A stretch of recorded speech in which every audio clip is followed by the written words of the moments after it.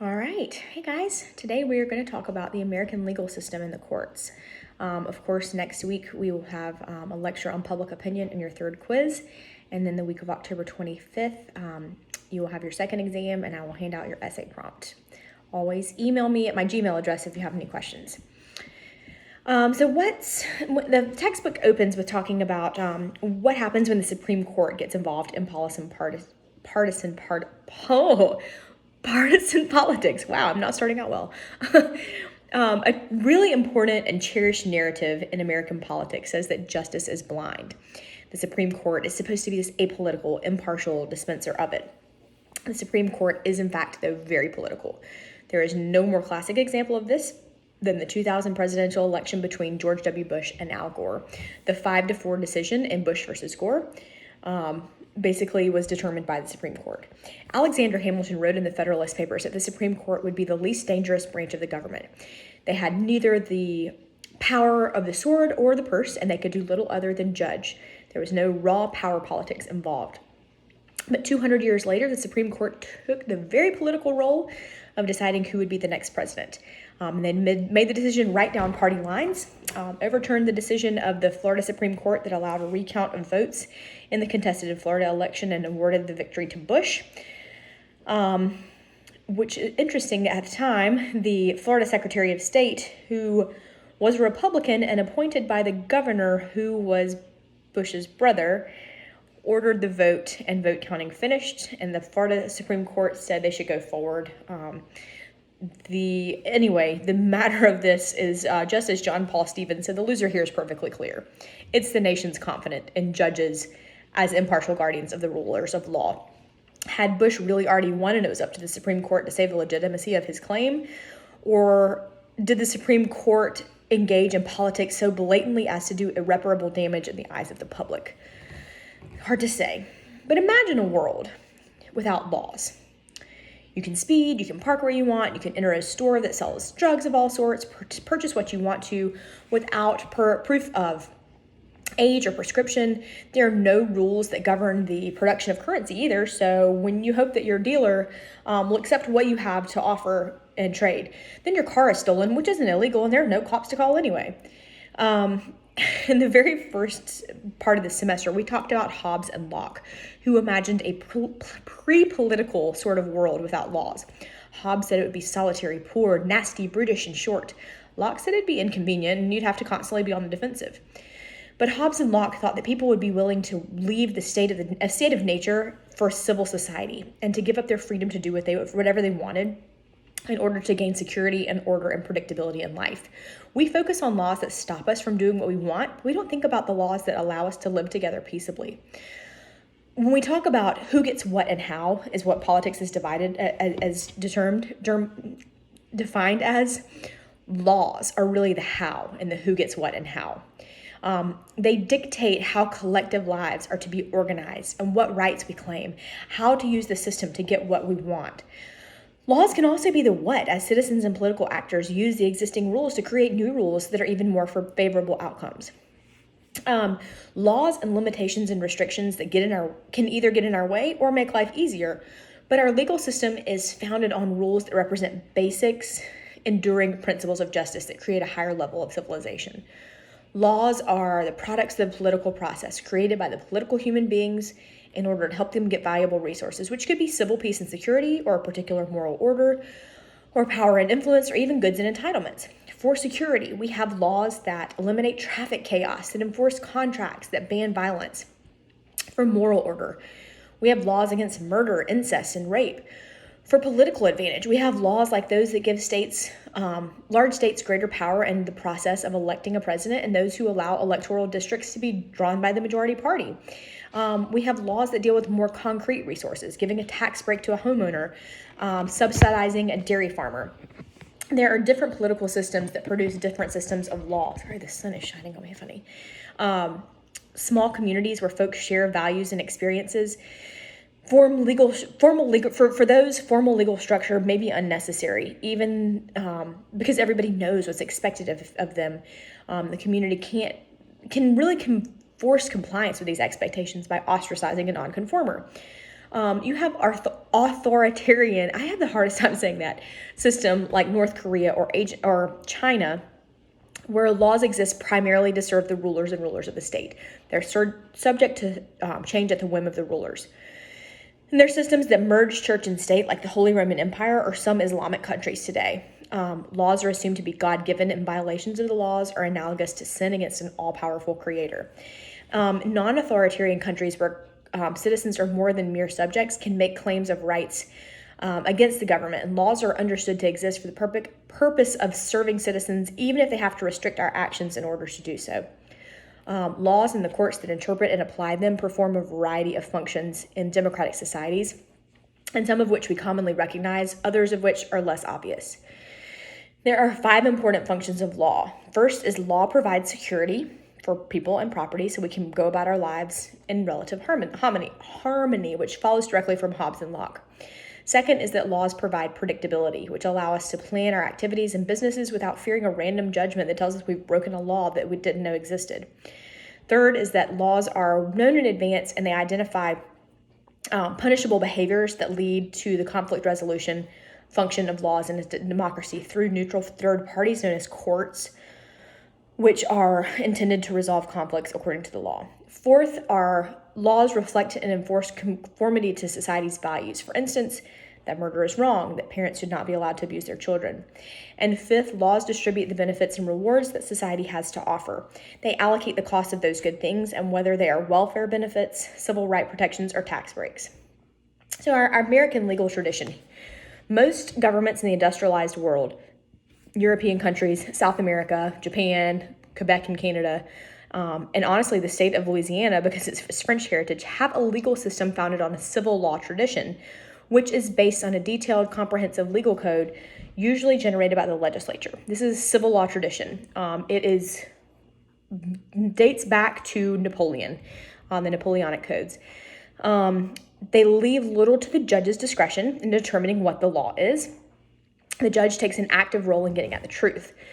The judge investigates the facts, asks questions, determines what happened. He emphasizes the appropriate outcome rather than on maintaining the integrity of the procedures, though fair procedures are still important. It's different in the United States in 3 ways. We have a common law tradition, we have an adversarial system, and we have a litigious system.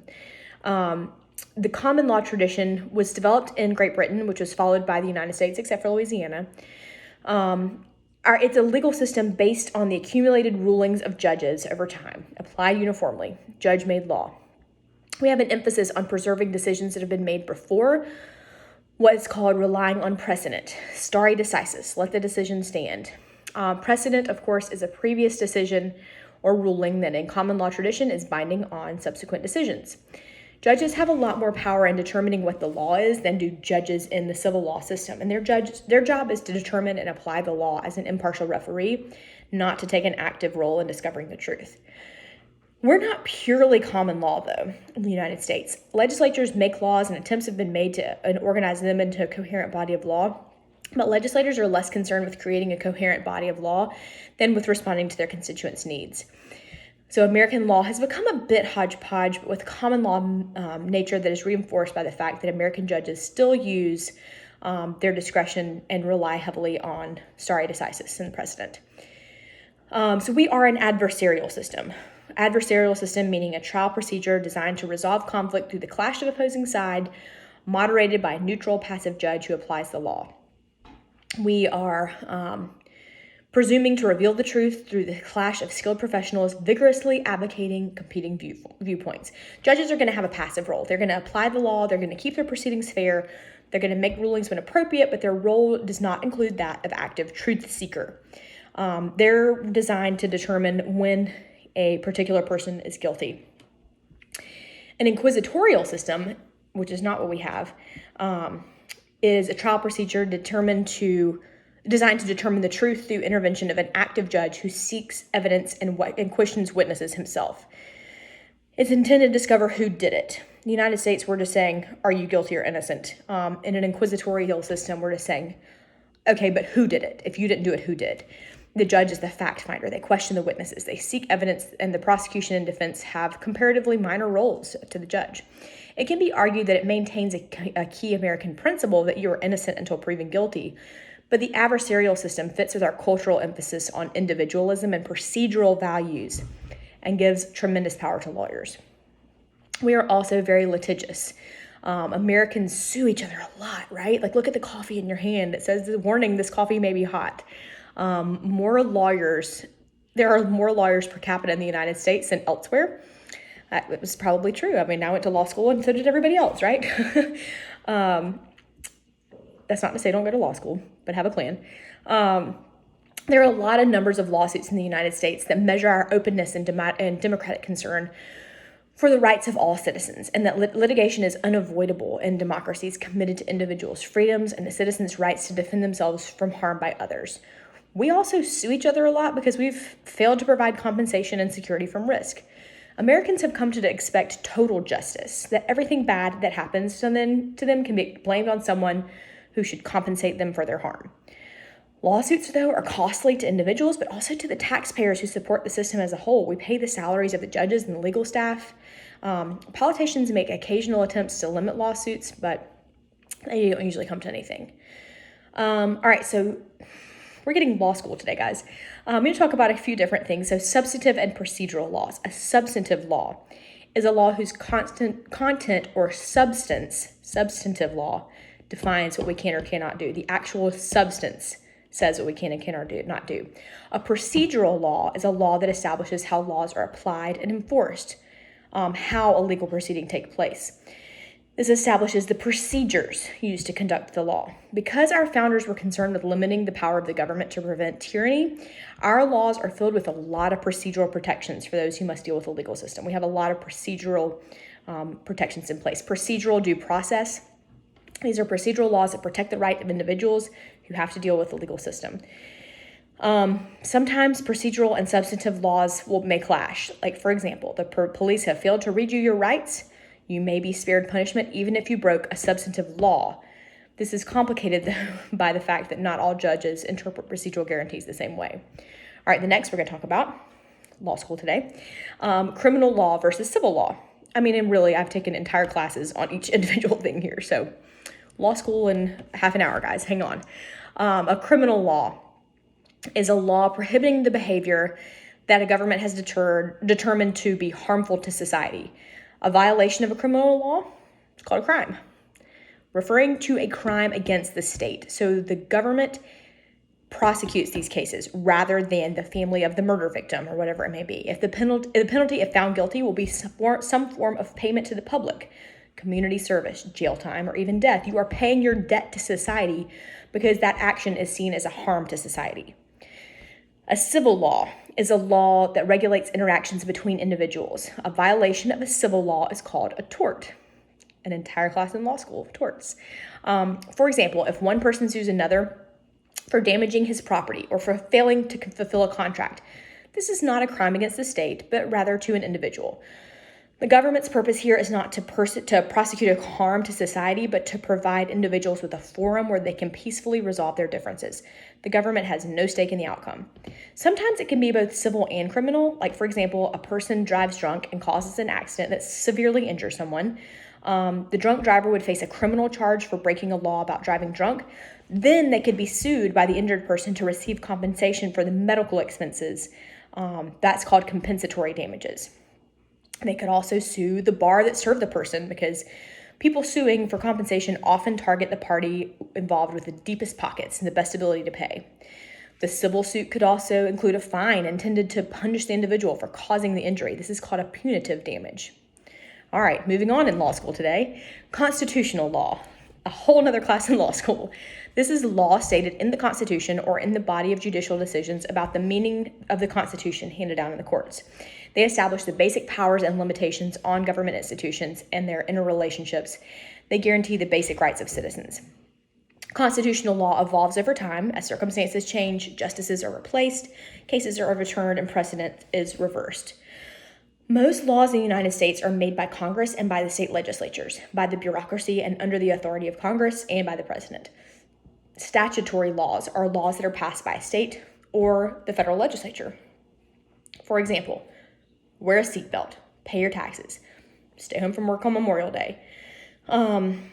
Administrative law is a law established by the bureaucracy on behalf of Congress. Legislators can't be experts on all matters, so they frequently delegate their lawmaking power to bureaucratic agencies and departments. An executive order, we've talked about this before, is a clarification of congressional policy issued by the president and having the full force of law. It's made without any participation by Congress and need only be binding during the issuing president's administration. Is justice a matter of enduring principles or the product of a political process? Something to think about. Americans may owe a lot of our philosophy of law, which is called jurisprudence, to the British, but the court system we set up to administer that law is uniquely our own. The nature of the judiciary was subject to the hot debate during our founding. The large states were comfortable with a strong court system as part of the strong national government they advocated for. The small states cringed at the prospect of national dominance, and they wanted a weak judiciary. The founders left it to Congress to settle.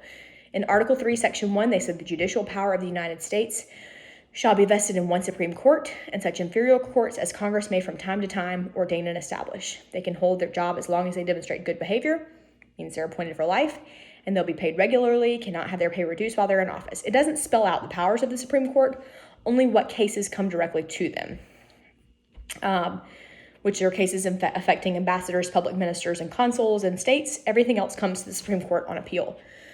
The Judiciary Act of 1789 began to fill in the gaps on how the court system would be organized. So, the least dangerous branch, right? The idea of an independent judiciary headed by a Supreme Court was a new one to founders. No other country had one. Britain's highest court was also its parliament, their legislature. It put a lot of faith in the idea of separation of powers, of checks and balances. An independent judiciary was an ideal way to check the balance of the president and Congress, and an important part of the narrative being created about limited power, but to others it created an unknown threat.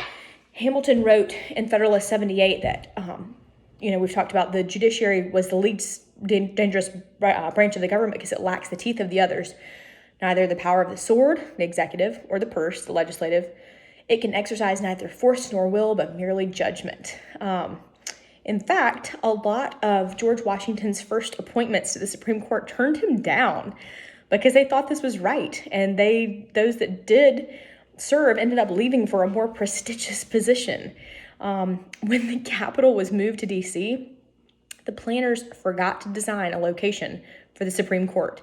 And as a result, the highest court in the land met in the basement of the United States Senate. If you go to D.C. and take a tour of the Capitol, please ask to see the old Supreme Court because it is so neat. It's this dark room in the basement, and it's cool. Like, it's set up really neat, and they have really pretty lamps and everything. But my goodness, they just were not thinking of the Supreme Court. Obviously, now they've moved to the beautiful building across the street where they are now. This low prestige obviously didn't last for long, almost single-handedly because of John Marshall and the power of judicial review, which is the power of the courts to determine the constitutionality of the laws. John Marshall had the court to create this power to allow the Supreme Court to review acts of other branches of government and to invalidate them if they're found to run counter to the principles of the Constitution. He wasn't the first to raise the prospect of judicial review. Hamilton dropped a hint in Federalist 78 that he would approve of a much stronger role for the court. He answered critics who declared that judicial review would give too much power to a group of unelected men to overrule the will of the majority as expressed through the legislature. Hamilton, though, said the reverse was true. Since the Constitution was the clearest expression of a public will in America, by allowing that document to check the legislature, judicial review would actually place the true will of the people over momentary passions and interests that were reflected in Congress.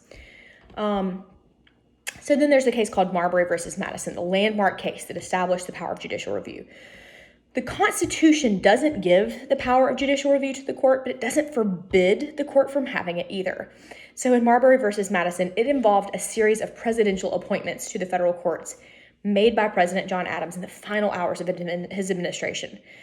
He had a letter that appointed William Marbury to be the Justice of the Peace for D.C. It was overlooked and it wasn't delivered. These were midnight, last-minute appointments. And they irritated the new president, who was Thomas Jefferson. He wanted to appoint his own candidates, right? So he had his Secretary of State, James Madison, throw out the letter, along with a few other appointment letters. So according to the Judiciary Act of 1789, it was up to the Supreme Court to decide if Marbury got his appointment. which really put John Marshall in a fix. If he exercised his power under the act and Jefferson ignored him, the Supreme Court's already low prestige would be severely damaged. If he failed to order the appointment, the Supreme Court's still going to look weak. So, instead of ruling on the question of Marbury's appointment, which was a no-win for him, he focused on the part of the act that gave the court the authority to make that decision. He found to go beyond what the Constitution had intended. That is, according to the Constitution, Congress did not have the power to give the court that authority. So Marshall ruled that although he thought Marbury should get the appointment, he could not enforce it because the relevant part of the Judiciary Act was unconstitutional and therefore void, justifying the court's power to decide what the Constitution meant by saying it is emphatically the province of the judicial department to say what the law is. He chose a small battle in order to win a huge war. He created this power of judicial review, which vastly expanded the potential influence of the Supreme Court and set it on the road to becoming this powerful institution that it is today. It's striking the enormous power that the court chose to give itself. What would the public reaction have been if Congress had voted to make itself the final judge of what was constitutional? Judges are really aware of the enormity of this power, though, so they really use it sparingly. Not used much from its inception in 1803 until about 1859 when the Supreme Court struck down the Missouri Compromise. And since then, I think it's only been used about 160 times to strike down acts of Congress. So Congress's response to designing a court system. They put together the Judiciary Act of 1789, but the system that created this act was too simple to handle the complex legal needs and growing number of cases in the new nation. Congress gradually crafted this vast network of federal courts that we have today. We have two separate court systems, a state system and a national system. Most things take place at the state level. Jurisdiction, which is a court's authority to hear certain cases. Most cases fall under the jurisdiction of a state court. You only go to a federal court if you qualify by virtue of the kind of question raised or the parties involved. The choice of a court, though dictated in large part by constitutional rule and statutory law, still leaves room for political maneuvering. There are four basic characteristics of a case that help determine which court has jurisdiction over it: the involvement of the federal government, the parties to the case, where the case arose, and how serious of an offense it involves. Once a case is either in the state or federal system, it almost always stays there. Only rarely does this change. Original jurisdiction is the authority of a court to hear the case first. Appellate jurisdiction is the authority of a court to review a decision made by a lower court. You come somewhere on appeal, which is the rehearing of a case because the losing party in the original trial argues that a point of law was not applied properly. All parties in U.S. lawsuits are entitled to appeal, but more than 90% of losers of federal cases accept their verdicts without appeal. After the first appeal, further appeals are at the discretion of higher courts, whether they hear them or not. The Supreme Court is the highest court of appeals in the United States. They have appellate jurisdiction. It's pretty discretionary. When they refuse to hear a case, it may mean that they think it's frivolous or they agree with the lower court's ruling. Just because they hear a case doesn't mean they're going to overturn it. Sometimes they want to agree and set a precedent. In a state court, each state has its own constitution and its own set of rules for structuring and organizing a court system. But state systems are very similar in appearance and function pretty similarly. They fall into three tiers. Trial court can be called county or municipal court, which is where I worked. After law school, I worked for a judge in a trial court. Intermediate courts of appeal, and then the state Supreme Court, which is in Columbia. Judges in state courts are chosen through a variety of procedures specified in individual state constitutions. They range from being appointed by a governor or elected by the legislature to being elected by the population as a whole. Here in South Carolina, judges are elected by the legislature, which is a little bit controversial. Its supporters can say that the people electing a judge is controversial because it can give the people a voice and can hold them in line with public opinion, but judicial elections can create a conflict of interest. So, for example, a major supporter who's paying for a judicial race, maybe like the Chamber of Commerce, is going to say, if I give you this money, I need you to make sure I win all my trials. So, something like that. Others argue that there's not enough people who are able to cast educated votes in the judicial elections and that the threat of defeat may influence a judge's ruling. On the other hand, here in South Carolina, of course, our state legislature appoints the judges. And I don't know if any of you have been following, I have been, the Murdaugh trials and the Murdaugh murders down in the lower part of the state in Hampton. Part of the issue here is that his family has always worked in the court system. They were the solicitors for many, many years. They know the elected officials because they appointed them. So they kind of rule the whole state, the Murdaughs do. So they feel like they can do anything. It's just a really interesting case to be watching or listening to the podcast is what I'm doing. All right, so the federal system is also three-tiered. You have an entry-level court called the district court, then you have the appellate level, and then, of course, the Supreme Court at the very top. A district court, they're distributed, so each state has at least one. Large states have at least 4. Their jurisdiction is going to involve cases of a federal nature. They hear both criminal and civil cases, and juries are responsible for returning the final verdict. The U.S. attorney is who the government hires to representing the government in a criminal case. In the U.S. Court of Appeal, any case appealed beyond the district court is slated to appear in one of the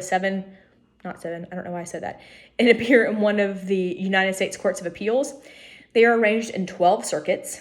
They are large super districts that encompass several district court territories, except for the 12th Circuit, which covers just Washington, D.C., because they have a lot of government agencies there, and so the caseload there is really large. In the Court of Appeals, the jurisdiction is entirely appellate. They hear only appeals from the lower courts and to review the legal reasoning behind there. There's no evidence presented, no new witnesses, no jury.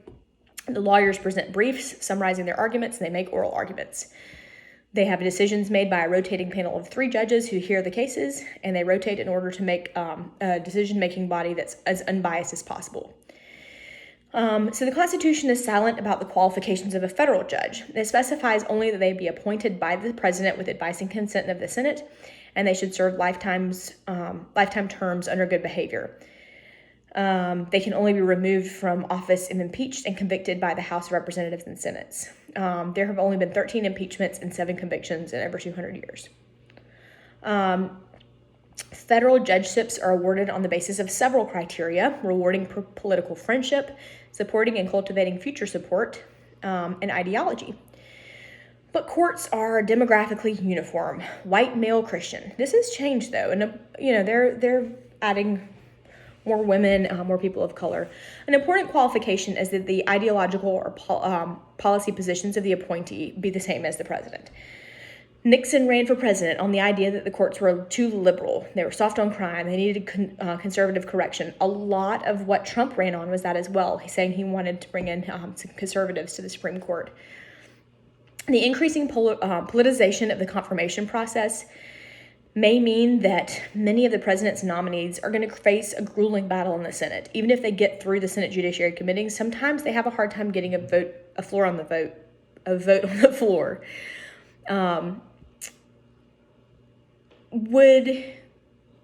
At the very top of the nation's judicial system, of course, though, is the Supreme Court.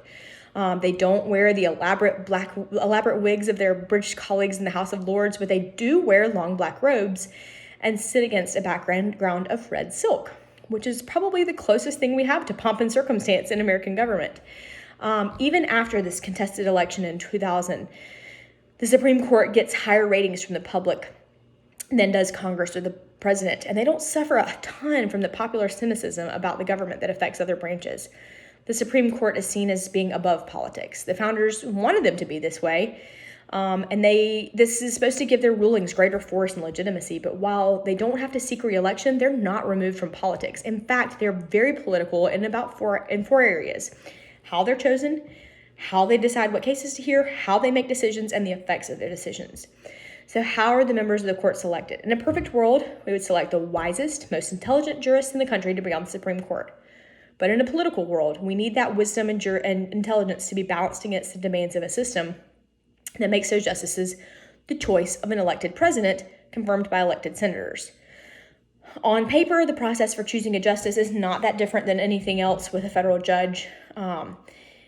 And the Constitution doesn't really have a handy list of criteria for making these appointments. The president does want to nominate the most qualified person with the highest ethical standards, and the ABA passes judgment on a candidate, American Bar Association, by issuing verdicts of well qualified, qualified, not opposed, and not qualified. The FBI, of course, also checks out the background of nominees, though sometimes critical information is missed. I think we've talked a little bit about Brett Kavanaugh, who had some accusations of things that he did in high school to a fellow classmate, a woman, came about, and it could have cost him his election. They held a trial of some sorts and did decide to confirm him as a Supreme Court justice. The Reagan administration had a widely publicized "Just Say No to Drugs" campaign, and then Reagan nominated Douglas Ginsburg, who had used marijuana in college and while on the Harvard Law faculty, so he had to withdraw his name from consideration. And then, of course, Clarence Thomas in 1991 was under attack for his lack of judicial experience, but he was also accused of sexual harassment by a former employee, law professor Anita Hill. He was confirmed, but these hearings of Kavanaugh and Clarence Thomas brought to stage ethical questions about Supreme Court nominees. So the president wants to appoint a well-qualified candidate, but they're constrained by the desire to find candidates who share their views on politics and the laws. There is a traditional liberal conservative dimension, of course. The president wants to appoint those who look at the world the way he does. Of course, we talked about Eisenhower saying the appointment of Chief Justice Earl Warren, the biggest damn fool mistake I ever made, because he didn't end up voting the way he wanted him to. But 90% of Supreme Court nominees belong to the president's nominating party. The second is that justices can take the view that the Constitution means exactly what it says it means, and that interpretations of it must be informed by founders' intentions. So this is either strict constitutionalism or judicial interpretivism. Strict constitutionalism is a judicial approach holding that the Constitution must be read literally with the framers' intentions uppermost in mind. If the Constitution is to be changed, it must be done by amendment, not by judicial interpretation. The opposite view is called judicial interpretivism, which is a judicial approach holding that the Constitution is a living document and that judges should interpret it according to changing times and values. More than half of the people nominated to the Supreme Court have been personally acquainted with the president. They're often friends or political allies, or someone the president wishes to reward in an impressive fashion. The president wants to appoint people from groups they feel should be included in the political process, though, whose support they want to gain. LBJ appointed Thurgood Marshall because he wanted to appoint an African American. George H.W. Bush appointed Clarence Thomas to fill his seat after Marshall retired for the same reason. The Senate must approve the presidential appointments to the Supreme Court. So the Senate, they have to have Senate judiciary hearings. They invite the nominee to testify and concerned interest groups to testify. Sometimes it's just mere formalities. Sometimes, like in the Kavanaugh case, it becomes more ideological. And when the Senate majority party is not the majority party of the president, the hearings have had the potential to become a political battlefield. So then the Supreme Court gets to choose what cases they want to hear. They also have a political consideration here. The Supreme Court gets about 8,000 petitions to hear cases every year. They are intensely screened to reduce this to about 80 or 90 cases they hear every year, but this is a very political process. Almost all cases come from appellate, not original jurisdiction, and they arrive in the form of what's called writ of certiorari, writ of cert. Formal request by the Supreme Court to call up the lower court case that it decides to hear on appeal. For a case to be heard, it has to be within the Supreme Court jurisdiction and must present a real controversy that has injured the petitioner in some way, not just wanting to get the Supreme Court's advice on some abstract principle. Law clerks have tremendous roles here. I was a law clerk, but not for the Supreme Court, and I did not have this kind of power. Usually recent grads from law school who have served a year as a clerk to a judge on a lower court, they have a tremendous responsibility over these certiorari petitions. They read them all and then summarize them and then present them to their bosses where they're determined. The rule of four, it takes 4 justices to agree to grant it cert. They have to agree to have the case heard. Other influences, whether the United States or Solicitor General is a part of it, if the Justice Department is a part of a case, or if an amicus curiae brief, which is a friend of the court document, is an influential thing. It can affect the likelihood that a Supreme Court will hear a case. Once a case is on the docket, the parties are notified, and then they have to present their written briefs and oral arguments to the Supreme Court. The decision-making occurs during the Supreme Court's conference meeting, and there are some factors of the justices when they make decisions. They have to think about their attitudes, their values, their beliefs, and then external factors. Some of their attitudes are how the Constitution is to be literally taken, judicial activism, the view that the court should be lawmaking, policy-making bodies, or judicial restraint, the view that the court should reject any active lawmaking functions and stick to judicial interpretation of the past. Some external factors, they try to make decisions that are consistent with the majority opinion in the United States, mostly because the same forces that shape public opinion are also the ones that shape justices' opinions. Writing opinions, once a decision is reached, the writing of the opinion, an opinion is assigned. The opinion is the written decision of the court that states the judgment of the majority. The Chief Justice, if he is in the majority, it's his job to assign the writing-making task. Otherwise, the senior member in the majority assigns the opinion. A concurring opinion is a document written by a justice that expresses agreement. A dissenting opinion is a document written by the justices expressing disagreement. They often have lasting impact as well, especially if the composition of the court changes. The effects of a decision can come out to the creation of public policy. For example, John Marshall having the enhanced power of federal government, declaring that the Supreme Court has the power to invalidate state laws. Citizens and the courts. Do we have equal treatment and access to the court? This chapter really argues that the legal system and the American courts are central to the maintenance of social order and conflict resolution, and they're also fundamental to American politics, who gets what and how. The central question for American democracy is who takes advantage of this powerful system for allocating resources and values in societies. An important principle is equality before the law. They commonly take this principle to mean that all citizens should be treated equally, but it also implies that all citizens should have equal access to the law. Citizens are treated differently by the law enforcement and legal systems. They're also treated differently based on race, income level, and the kinds of crimes that are committed.